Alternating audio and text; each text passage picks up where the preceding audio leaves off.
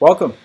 This is the NROTC, or Naval Reserve Officer Training Corps Scholarship Program Overview for fiscal year 2026. My name is FC1 Abalos, and this briefing will cover everything you need to know about the NROTC scholarship and how you can take advantage of this incredible opportunity. So, what is an NROTC scholarship? The NROTC scholarship is a highly competitive national program, provides full tuition, educational fees, book stipends, and other financial benefits, or room and board at some of the country's leading universities. Upon graduation, midshipmen are commissioned as officers in the U.S. Navy or Marine Corps, ready to leave and serve. Where can you use your scholarship? With over 170 participating schools across the nation, including Ivy League institutions, Big Ten schools, SEC universities, and many more, the NROTC program provides access to top-tier education while preparing future officers for success. Here are the NROTC requirements.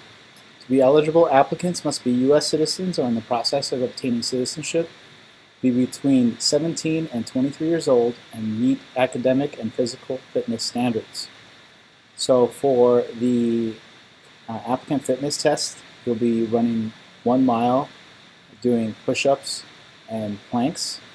And for your minimum scores, for your test scores, for the SAT, a minimum of 1100 on the SAT, with a minimum of 540 in your math and a 550 in English.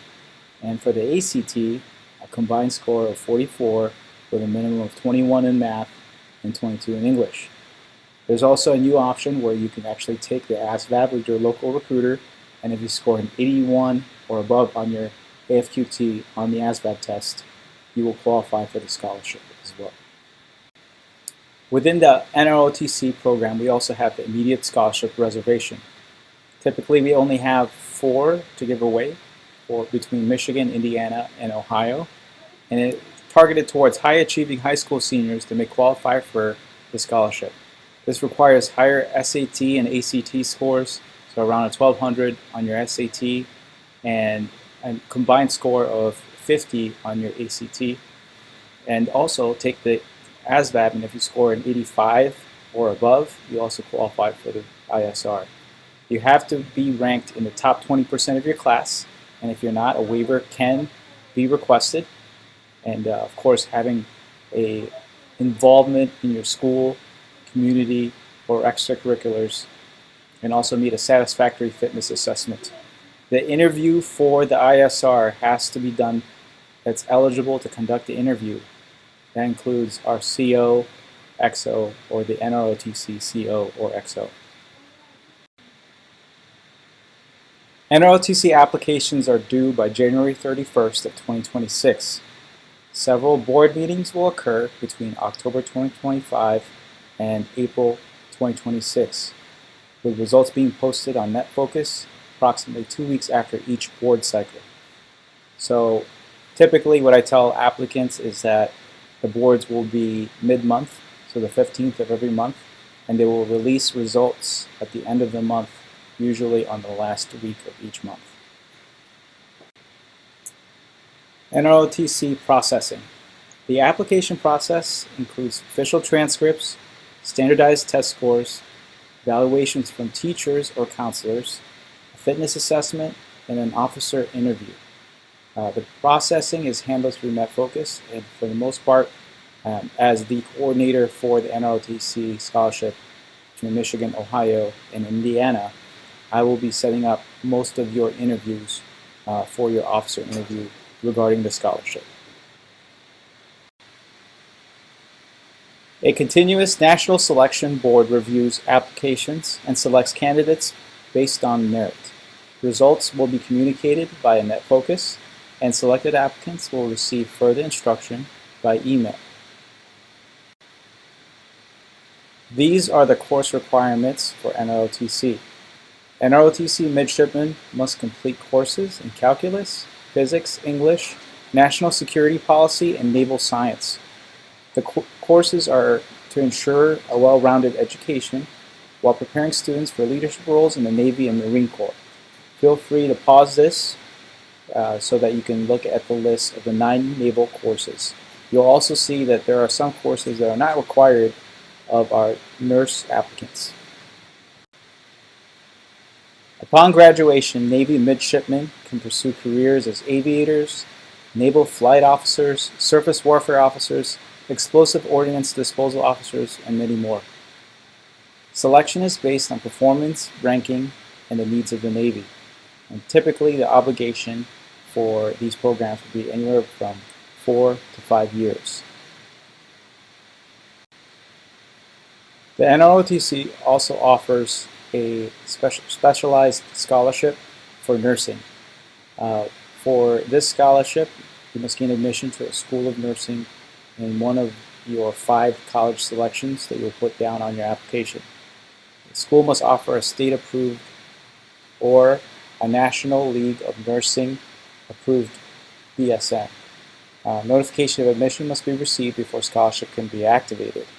If selected, selectees must major in a nursing degree program leading to a BSN, and upon graduation, you will be commissioned in the Navy Nurse Corps. One of our most lucrative programs is the Navy Pre-Med Scholarship option within the NROTC.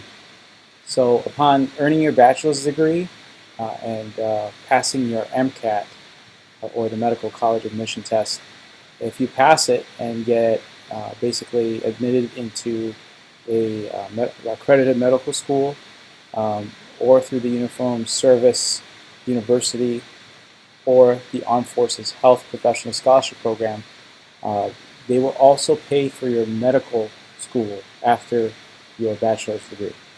So in theory, this will be worth more than the $200,000 that is offered in a normal 4-year NROTC scholarship. The service obligation for pre-med is a little different. Basically, upon completion of your residency or internship, you will have an obligation of about 10 to 12 years to serve and practice for the Navy. Those who are not accepted or fail to get accepted to a medical school or disenroll from the pre-medical studies will just be commissioned into a designated by needs of the Navy. Selectees who don't complete the 4-year course for their bachelor's degree or decline commission upon completion of your bachelor's degree may be ordered to activate duty to serve in an enlisted grade or rating.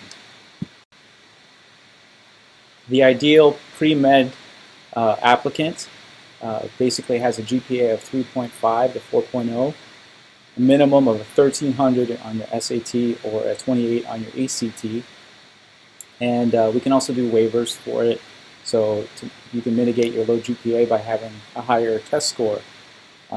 Average college GPA of those admitted to med school upon completion of a bachelor's degree is about a 3.5 GPA.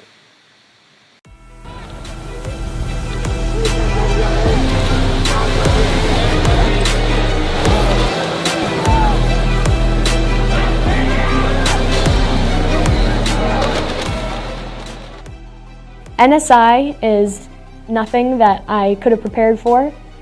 I honestly thought that I was doing well preparing for it physically and mentally beforehand, and then you get off the bus and you immediately get screamed at. All of a sudden, you don't remember what your name is, and your heart is beating so loud it's in your ears, and you don't even know what's going on, you don't know where you are.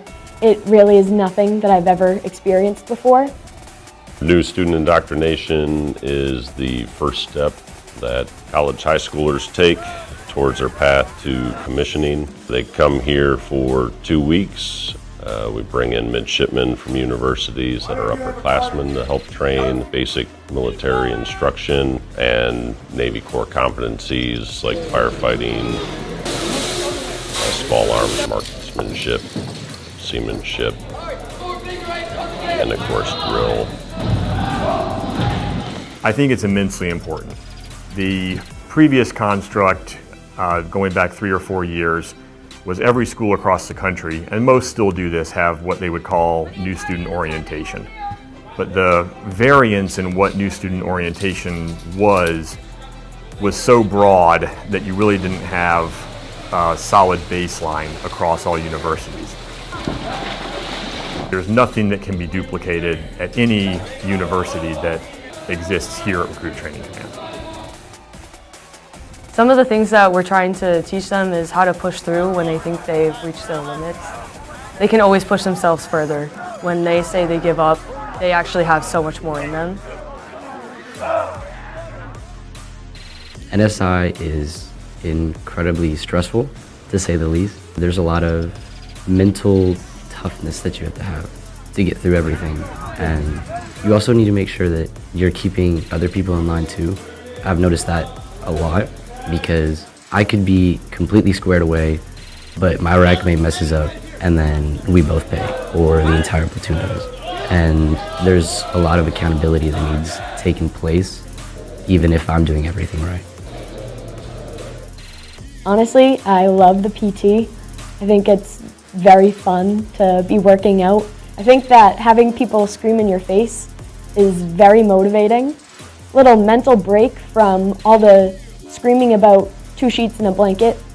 You can just get screamed at for doing your push-ups better, and you're feeling good about it too because you know that you are getting better, you're getting stronger, and you're doing something very productive. I think the biggest thing that they can bring back from NSI, it's going to be the realization that they've signed up to serve in the military and that they're going to have an approach to ROTC in college that goes beyond just going through the motions, that this is going to set that baseline for them.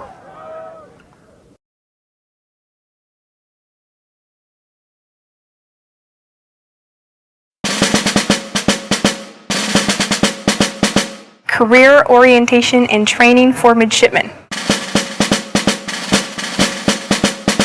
It's a 4-week-long summer program that ROTC students partake in after their first year in the ROTC program.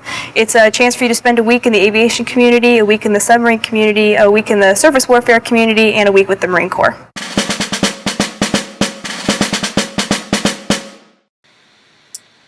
NROTC midshipmen follow a very structured schedule, including Marine tactical training, battalion drills, physical training, and leadership development.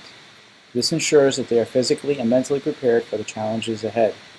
The next couple slides will show you just a basic schedule that they plan out for an entire week so that you can see what your obligations are on a daily basis if you were to be accepted into an NROTC program at a university.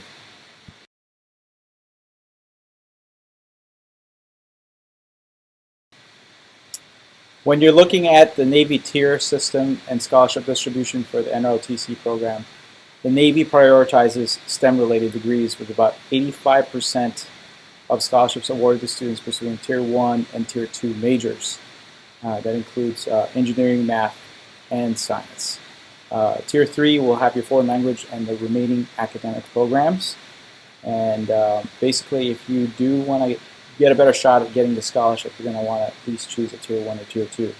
For the ISR, kind of harkening back to the last few slides, the immediate scholarship reservation requires that you have at least a Tier 1 or Tier 2 on your major to be able to be eligible for that program.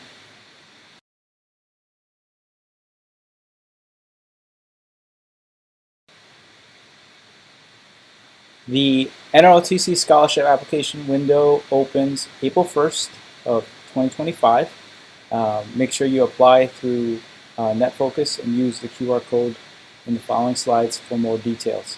If you have any questions, reach out to your local NROTC coordinator. That would be me, FC1 Abalos, and I'll provide my email and phone number at the end of the slides so you can contact me regarding the scholarship process and your application. Now is the time for you to take out your phones and scan the QR code presented right there. Once you open up the QR code, it'll direct you to the NROTC website, and you'll find a lot of the links there provide you with a school list, what colleges we provide the NROTC through, and it also shows you some of the benefits such as your housing and other scholarships that you can gain through every university. Every university is unique in terms of how It provides for housing and board and lodging, basically, for your NROTC students. And if you have any questions, if you have any concerns, feel free to call or email me. It'll be on the next slide, and hopefully we can get in touch, and I look forward to working with you this coming year. Thank you, everybody, for listening, and hopefully you guys learned a little bit more about the NROTC scholarship program. And I look forward to working with many of you this coming year. And call me, email me, and I'll be in touch.